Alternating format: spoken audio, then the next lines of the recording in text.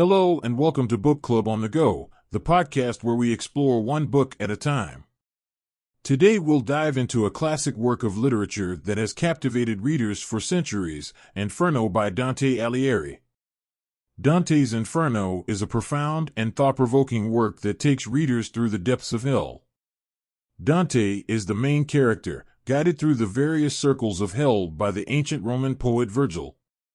Along the way, they encounter sinners being punished for their transgressions, and Dante's descriptions of their torments are both vivid and haunting. One of the things that make this book so remarkable is its depth and complexity. Dante's poem is not just a depiction of hell but a commentary on the human condition and the nature of sin.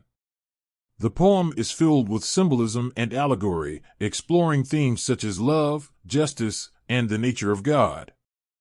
This book has profoundly impacted literature and culture throughout the centuries. It has been translated into countless languages and inspired numerous artworks, music, and literature. The poem continues to be studied and analyzed by scholars, and it remains one of the most important works of Western literature. To provide more context about Dante and his work, Inferno was written in the early 14th century and is part of the Divine Comedy, including Purgatorio and Paradiso.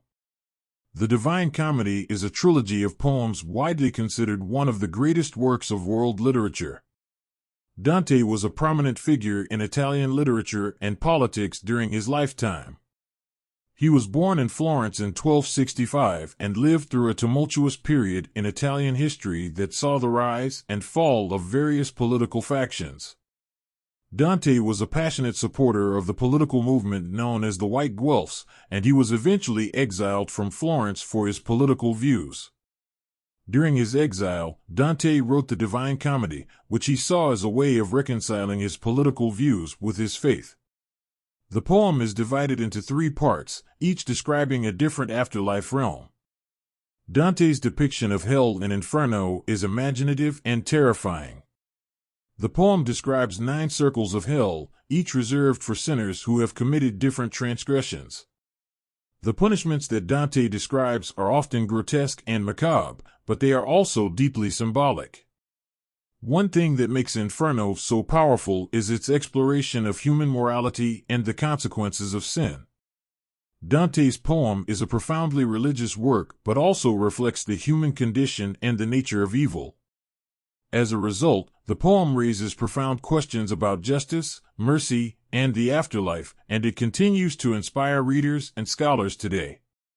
One of the fascinating aspects of this book is Dante's use of symbolism and allegory.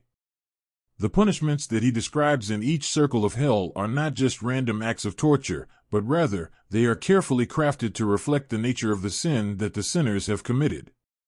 For example, in the 3rd circle, where the gluttons are punished, the sinners are perpetually rained upon by a putrid mixture of snow, hail, and rain, symbolizing the excessive consumption of food and drink. Dante's use of allegory extends beyond the punishments he describes in Inferno. The poem is filled with hidden meanings and symbols, and it is often up to the reader to decipher them. For example, the 3 beasts that Dante encounters at the beginning of the poem, a leopard, a lion, and a she-wolf, are widely interpreted as representing different forms of sin that Dante must overcome to reach heaven.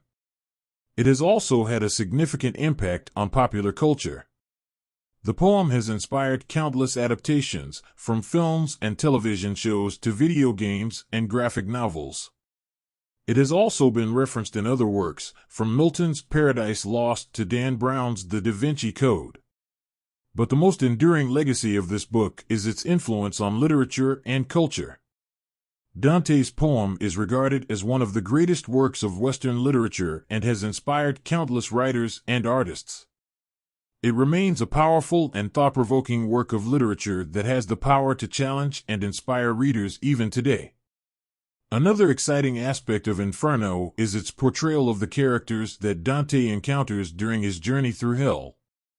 Many of these characters are historical or mythological figures, and Dante uses their stories to comment on their sins and the nature of their punishment. For example, In the ninth circle of hell, Dante encounters Satan, who is depicted as a three-headed monster trapped in a frozen lake. Satan's three mouths are chewing on three different sinners, each of whom betrayed someone close to them. This depiction of Satan as a monstrous figure eternally tormented contrasts the more familiar image of Satan as a powerful, tempting force. Dante's portrayal of the sinners in Inferno also raises interesting questions about the nature of sin and redemption. Many sinners Dante encounters are remorseful for their actions and beg for mercy and forgiveness. However, their pleas fall on deaf ears, as they are already condemned to eternal damnation. This raises questions about whether or not sinners can be forgiven and redeemed, underscoring the severity of the punishments that Dante describes. Finally, it's worth noting that Inferno is not just a work of literature but also a work of art.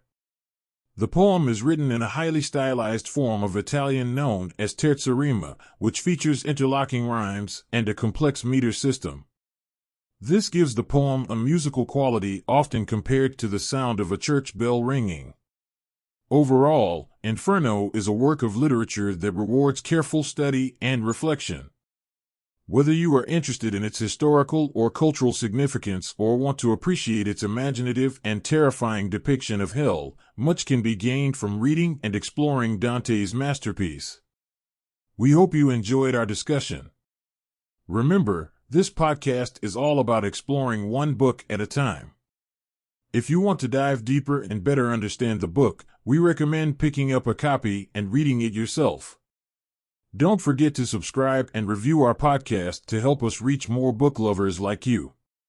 Thanks for listening, and we'll see you in the next episode. Until next time, stay curious.